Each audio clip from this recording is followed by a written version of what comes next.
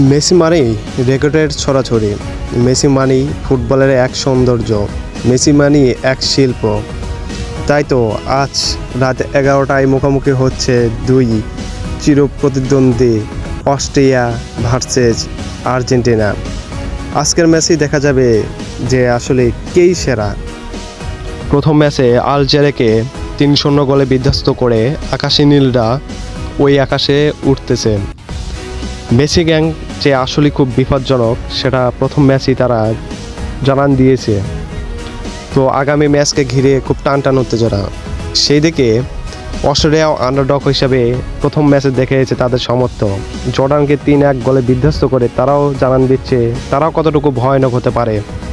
তাই তো সাবধানের কোনো শেষ নেই। তাই তো মেসিরা পরিকল্পনা অনুযায়ী চলতেছে। তারা কি পারবে আজকের ম্যাচে জিততে অস্ট্রেলিয়ার বিপক্ষে, নাকি অস্ট্রেলিয়াই জিতবে তাদের বিপক্ষে?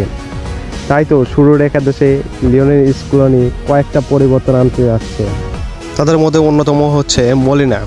সামনের ম্যাচে দেখেছি মলিনাকে শেষ অর্ধে খেলানো হয়েছিল, কিন্তু এবার শুরুর একাদশে লিওনেল স্কলোনি তাকে খেলাবে এবং তার সাথে আছে জুনিয়র আলভারেজ। সেও এবার শুরুর একাদশ থেকেই খেলার সম্ভাবনা বেশি। তবে দেখা যাবে যে আজকের মাঠে যে আসলে কে রাজা আর কে প্রজা এটাই দেখা যাবে। কে যুদ্ধে টিকতে পারে আর কে যুদ্ধে হেরে যেতে পারে আজকের এই মহক্ষণে আমরা আকাশী নীলের সাপোর্টার হিসেবে দেখতে চাই। অন্যদিকে অস্ট্রেলিয়াও তারাও ছেড়ে কথা বলবে না, কারণ তারাও প্রথম ম্যাচে জর্ডানকে 3-1 গোলে বিধ্বস্ত করে দিয়েছিল এবং মেসিদের জন্য আগাম বার্তা হিসেবেই তারা পাঠিয়ে দিয়েছিল যে তারাও প্রস্তুত। আসলে তারাও বিপজ্জনক হতে পারে আজকের খেলাতে। তো ওটাই দেখার পালা যে আজকে কে শেষ পর্যন্ত টিকে যেতে পারে এবং কে শেষ পর্যন্ত উইনার হতে পারে।